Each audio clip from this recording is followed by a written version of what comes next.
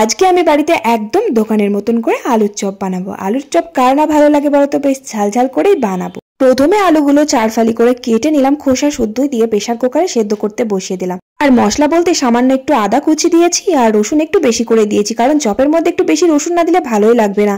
ব্যাস, আদা রসুনটা শিলে বেটে নিয়েছি। আর এদিকে আলুটাও আমার সেদ্ধ হয়ে গেছে, আলুর খোসাটা ছাড়িয়ে আলুটা একটু হালকা করে মেখে নিলাম।